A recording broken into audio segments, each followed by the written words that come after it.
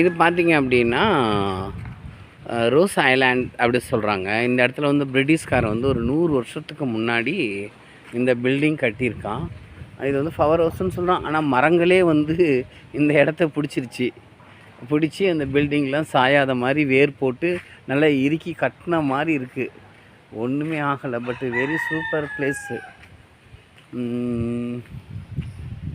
முதல்ல இந்தியாவில் வந்து 1943 இந்தியாவுக்கு சுதந்திரம் கொடுத்த முதல் பிளேஸ் இந்த இடம் தான். சுபாஷ் சந்திரபோஸ் வந்து அந்தமானுக்கு தான் ஃபஸ்ட்டு சுதந்திரம் வாங்கி கொடுத்தாரு. அதனால் சுபாஷ் சந்திரபோஸோடைய நினைவாக இந்த தீவை வந்து பேர் வச்சுருக்காங்க. முன்னே வந்து இதுக்கு பேர் ரோஸ் ஐலாண்டுன்னு சொல்லிட்டு ராஸ் ஐலாண்டுன்னு சொல்லி வெள்ளைக்காரன் வச்சுருந்துருக்கான். இப்போ வந்து பார்த்திங்கன்னா இந்த ஐலாண்டு வந்து சுபாஷ் சந்திரபோஸ் வந்து அந்தமான் மக்களுக்கு தான் ஃபஸ்ட்டு சுதந்திரம் வாங்கிறதுக்காக போராடி இந்த இடத்த சுதந்திரம் வாங்கி கொடுத்தாரு. அது மாதிரி 1943 சுபாஷ் சந்திரபோஸை பார்த்து மிரண்டு வெள்ளைக்காரன் ஓடின இடம் இந்த இடம்தான். இந்த இடத்துல தான் சுபாஷ் சந்திரபோஸனுடைய வீர முழக்கம் என்னுடைய பாரத தேசத்திற்கு சுதந்திரம் கிடைச்சது அப்படின்னு சொல்லி அறிவித்து 1943 ஃபஸ்ட்டு சுபாஷ் சந்திரபோஸனுடைய எதிர்ப்பை தாங்க முடியாமல் நம்ம தேசத்தில் இந்திய தேசத்தினுடைய முதல் சுதந்திரம் அடைஞ்ச இடம் இந்த இடம் தான் 1943.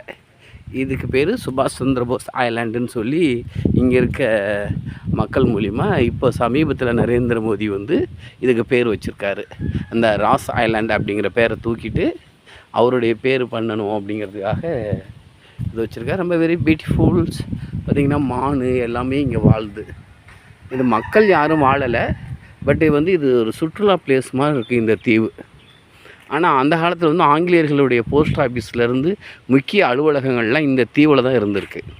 வெரி ஷேப்பாக வச்சுருக்கான். நான் இந்த தீவில் இருக்கேன் இப்போ.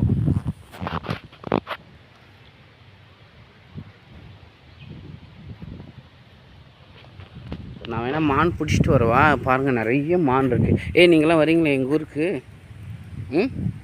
எங்கள் சுதந்திரத்துக்கு முன்னிலேருந்து இங்கே இருக்கீங்களா?